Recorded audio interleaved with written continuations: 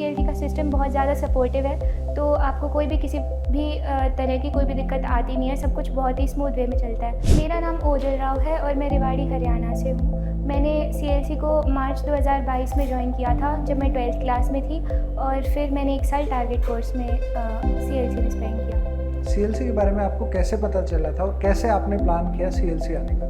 CLC के बारे में मेरे पापा को उनके एक दोस्त से पता चला था, और फिर उनके दोस्त की बेटी और मैं, हम दोनों साथ ही सीएलसी में आए थे। जब आप सीएलसी में आए तो आपकी क्या एक्सपेक्टेशंस थी सीएलसी के सिस्टम से?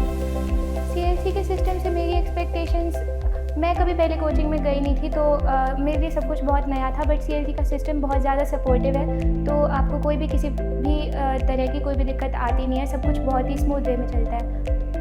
सीएलसी के सिस्टम को और आपने जब एक्सप्लोर किया तो पूरे साल भर जब आपने यहाँ पढ़ाई करी तब आपका एक्सपीरियंस कैसा रहा? क्या अच्छी चीज़ें आपको लगी यहाँ पर?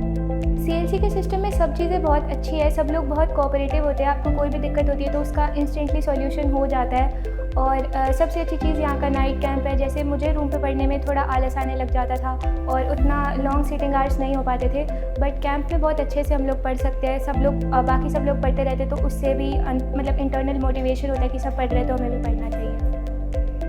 वो उसके साथ आपका कैसा एक्सपीरियंस रहा? वो कैसे एक मेजर रोल प्ले करते हैं अच्छा स्कोर कराने में?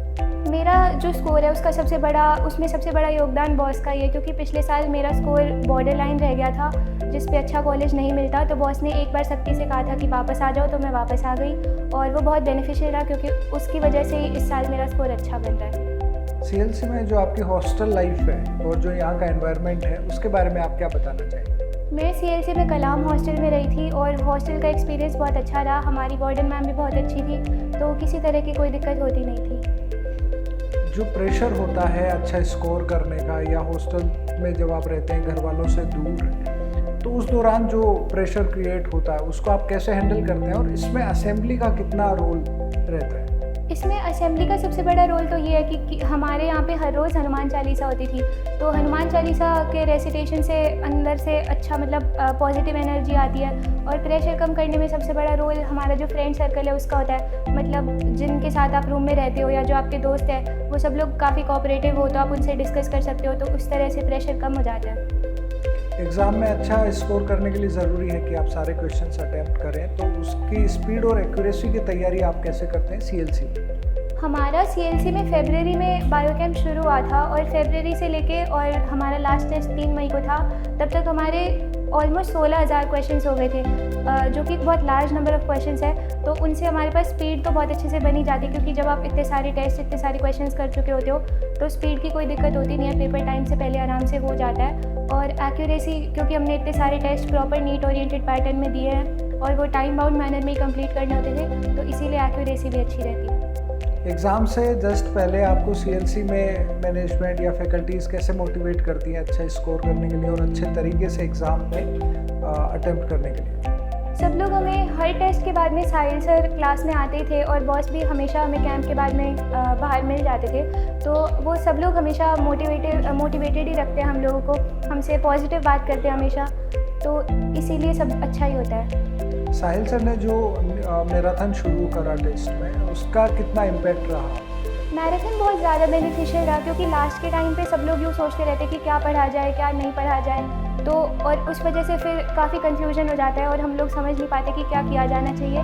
तो हम लोगों का लास्ट में मैराथन हो गया था, इसलिए हम लोगों के पास एक प्रॉपर शेड्यूल था कि हमें सिर्फ क्वेश्चन सॉल्व करने हैं, और वो क्वेश्चन टॉपिक वाइज होते थे, तो जिस भी क्वेश्चन में दिक्कत आ रही उस टॉपिक को हम वापस रिवाइज कर सकते थे, तो उससे रिविजन बहुत एफिशिएंट हो गया था। तो फैकल्टीज़ को लेकर आपका एक्सपीरियंस कैसा रहा? क्या वो सीएलसी के मैनेजमेंट को कॉम्प्लीमेंट करती हैं?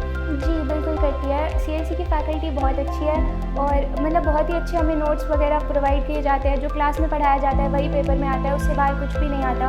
अगर आप सिर्फ नोट्स को भी रिवाइज कर लोगे तो काफ़ी अच्छा कॉन्फिडेंस आ जाता है, और टेस्ट वगैरह और नीट का पेपर भी सब अच्छे से हो जाते हैं क्वेश्चन। आने वाले समय में कोई भी नीट एस्पिरेंट अगर सीएलसी आना चाहता है तो उसके लिए आपका क्या मैसेज है?